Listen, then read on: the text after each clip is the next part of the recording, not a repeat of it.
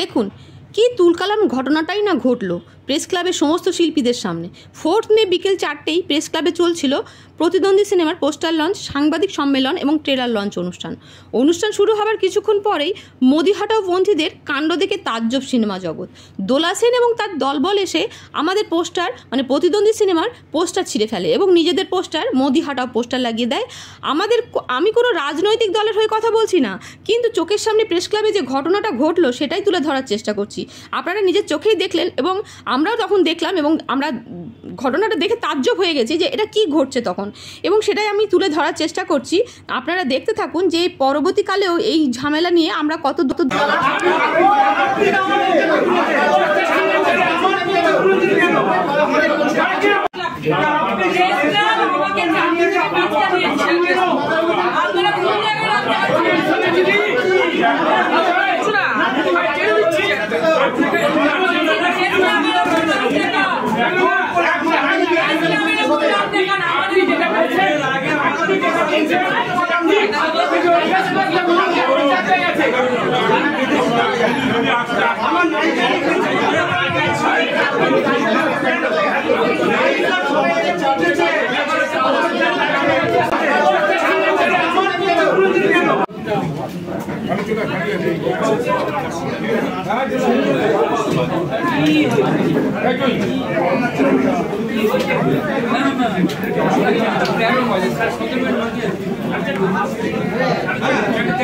আমাদের দেওয়া হয়নি।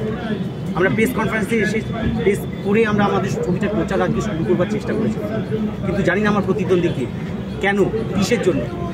সমাজের জন্য ছবি করতে এসে মনে হচ্ছে যেন অপরাধ করে ফেলেছে। কী অপরাধ আমার একটা ভালো ছবি তৈরি করার কষ্ট করে? বাংলা সিনেমায় কাজ করে সংসার চালানো যায় না, এটা সবাই জানে। তা সত্ত্বেও এই প্রফেশনের মধ্যে রয়েছে কোনো চাকরি না করে ব্যবসা করে ভালো ছবি তৈরি করার জন্য। ভালো ছবি তৈরি করার পর যদি একটুখানি সাপোর্ট না পাই, সাপোর্টের বদলে যদি এরকম প্রতিদ্বন্দ্বিতা আসে, আমরা কী করে লড়ব? একটা এম সুস্মিত বাংলা ছবির জগতে সম্পাদনার কাজ হিসেবে বেশি বিখ্যাত। সেক্ষেত্রে আপনি এখন পরিচালক হিসেবে হাত